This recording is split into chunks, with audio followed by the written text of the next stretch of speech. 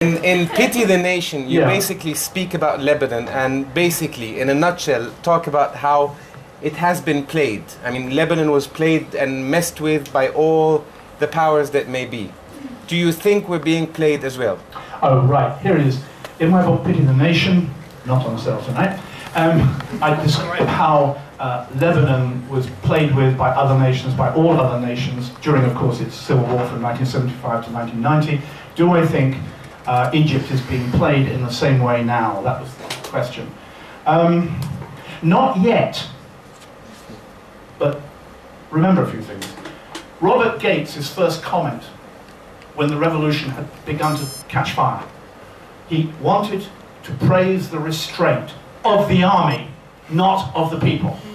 And in the most recent violence, in which 42 or 48, depending on the statistics, Egyptians died, the Americans were urging restraint on both sides.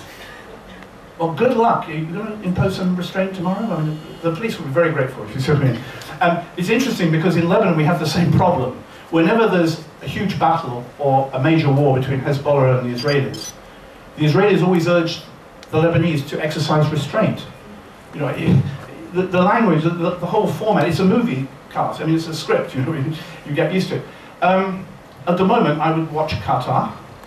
I would ask where money for the Salafists is coming from. I really don't know, but if it's true that they opened 30 offices in Alexandria in 2 months, you don't do that on 5 Egyptian pounds. But I mean, a lot of money does come into Egypt. It comes from everywhere, with the expatriates, foreign nations, etc. To some extent, I think it's something you're going to have to watch. I mean, I'm not the person to say. We Brits have been giving you advice for about 180 years. My advice is don't take it, especially from Brits. Lord Cromer is dead, thank God, but nonetheless. So, you know, yes, and I mean, there's no doubt in my mind, through a sheer process of logic, not from some inner knowledge, that the army is very important to the Americans, because remember, it was the army that immediately came out and said, we will keep the peace treaty with Israel. And that was a very important moment, because that meant, I mean, the Americans are obviously acting as a mouthpiece for the Israelis. Mind you, when you see the Congress giving 42 standing ovations to Netanyahu, I think they think they're in the Knesset. He certainly got more standing ovations in Washington than he does get in the Knesset, but that's a different matter.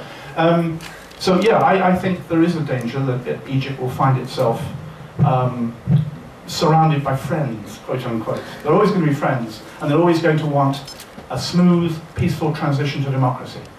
We always want to give you lots of gifts when we invade you, or take over your dictators, or give money to your armies. When Napoleon came to Egypt in the in the 18th century, he said he was coming to free the people of Cairo who were being hanged by the pashas for exercising free speech.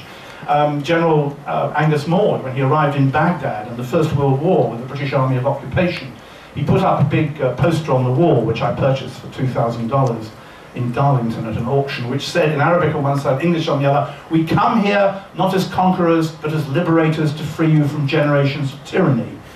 Faintly familiar line. And then, of course, an insurgency started against British rule in 1920. British officers shot dead near a town called Fallujah. The British then attacked Fallujah with shell fire, surrounded Najaf. British intelligence officers in Baghdad reported to London that terrorists were crossing, yes, the border from Syria. And Lloyd George, the British Prime Minister, stood up in the House of Commons in 1922 and said, if British troops leave Iraq now, there will be civil war and anarchy. It's all very familiar. And then, we always come offering you gifts, liberty, democracy. We may yet come here in some form, but we're already, we went more or less to Libya. And we always arrive with our, Apache helicopters and our M1A1 tanks, which you have on the streets, but they're crewed by Egyptians, which is much better. And our horses and our swords. I've said this before, but I've calculated 2 or 3 years ago for our Sunday magazine that per head of population, we, the West, now have more Western troops in the Muslim world than the Crusaders had in the 12th century. And my feeling is that the Western military should leave all the Muslim world, because it is not our territory, it is not our property, these are not our people, and we should leave them alone. By all means, send teachers, road builders, money, but not the IMF, but stop military personnel going into all these Muslim countries. Well, I hope it's better than BBC One. Sorry, a TV presenter from Channel 1, yes. Go on. He wants to say two things. One about aeroplanes. Go ahead with planes. Oh, the air show, the F-18s, yes. I realise that. It was the Republican Guard, not the Army. That I was aware of, yeah. Yeah.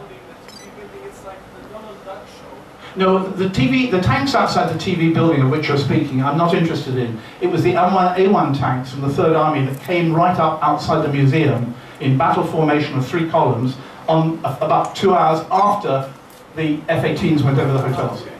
That was the critical moment, because on that day I was climbing onto the tanks like a good journalist. And I noticed that what was happening is that the crew, the officers, who were in the turret, were pulling off their headsets and using their mobile phones. I said, why would they be using their mobile phones when they're about to appear to invade the square? And I have 3 good Egyptian friends who have colleagues in the army, members of family in the army, who said they were calling their homes to ask their families what they should do. Should they go into the square or not? Because, of course, military families on the officer corps in the Egyptian army, like most others, members of the family, the father had been in the army, there were colonels and uncles, there were colonels and so on.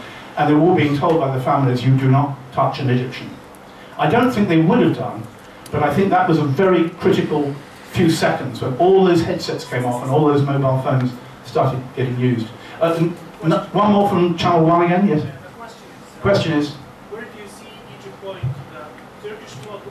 No, please, not the Turkish model. Or the Pakistani model? Even more, not the Pakistani model.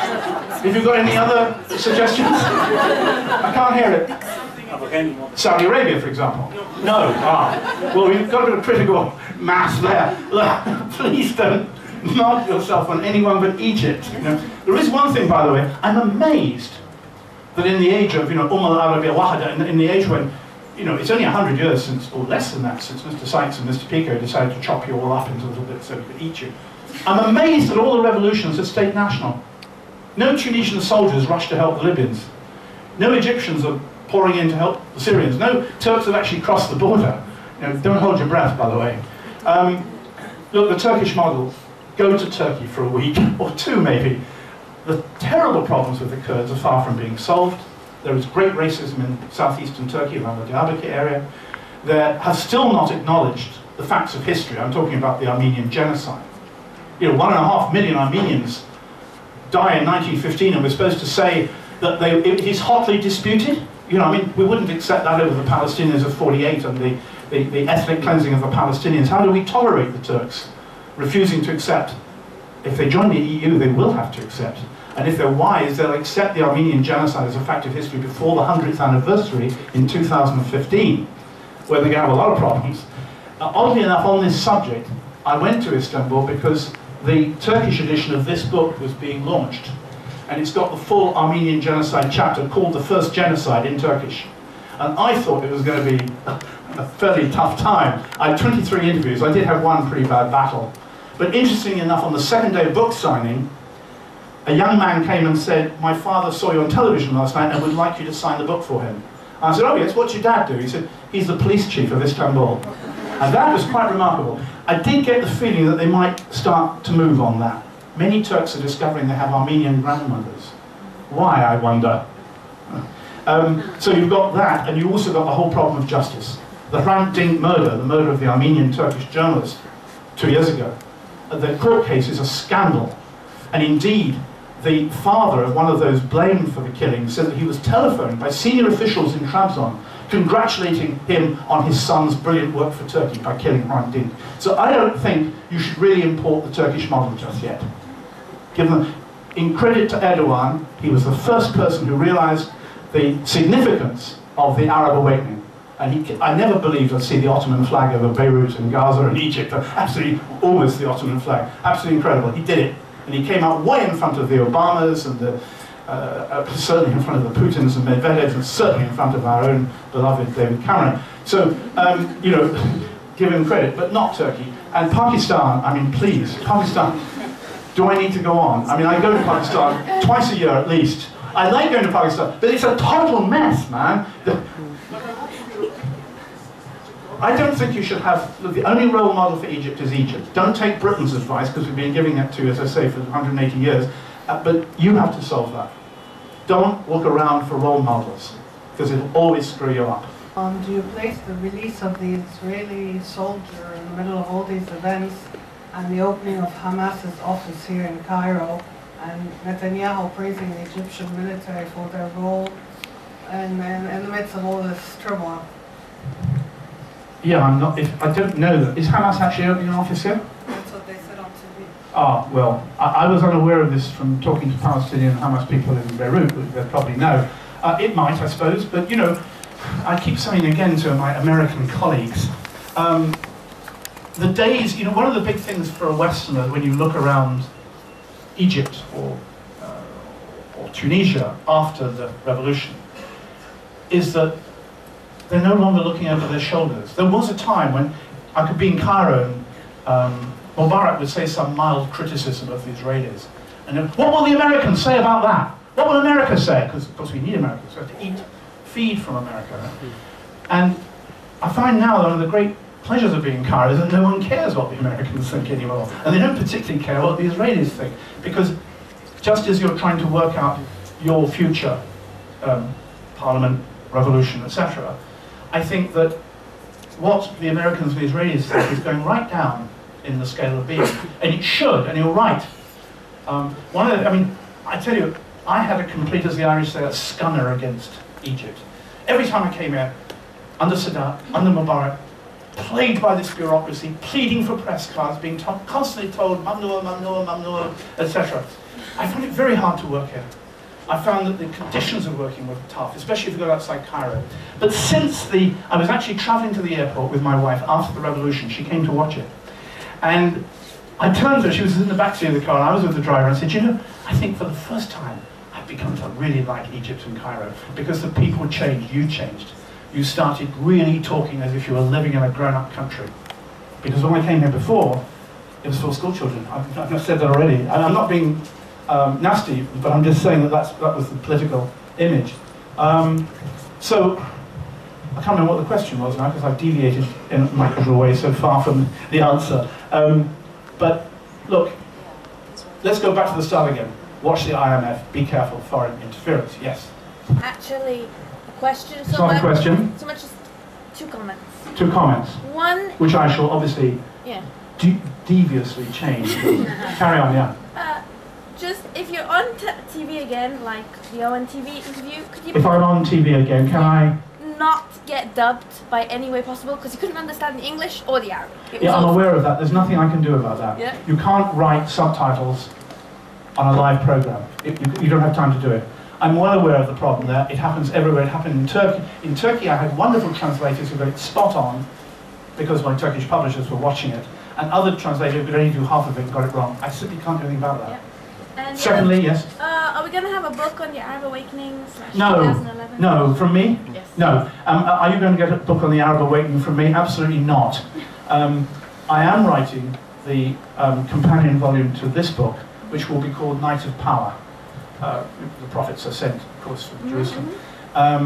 And mercifully, I had not got anywhere near completing it by the deadline, which was about January the 15th this year. You can imagine bringing out a book which didn't include the Arab Awakening, can't you? But no, by the time this book comes out in a year and a half or 2 years, it's going to be another thumping 1,000 pages or more. There are going to be 100 million books on the Arab Awakening, most of which will be unutterably boring. And I do not intend to join the pile. They're already, my publishers have got 10 books offered on the Libyan Revolution, and they've rejected them all on the grounds. No, you see. And I think to put it into the real context of the history of the last years, I mean, I'm going to deal with Bosnia, for example, and the fact that we Westerners paid no attention to what the Arabs thought during the Bosnian War. I was covering Bosnia. I was on the Neretva and the Drina rivers, and I'd come back to Beirut for R&R, sit by the pool and have a minutia in the morning, and there would be As-Safira and Nahar with blood-soaked pictures from Sarajevo and incendiary speeches by imams in Cairo. And I said, oh, I've just been there. I didn't read it. And now I've got all the collections of articles and editorials about Bosnia, and I'm fitting it in to my own eyewitness account of the war to show that this was a critical moment in the Arab world, And our failure again, of course. We weren't so keen on democracy for Bosnia. We were more keen on keeping out of it, let the Muslims die, which we did. Very soon. And Christians too, of course. That's the end of my answer, I think.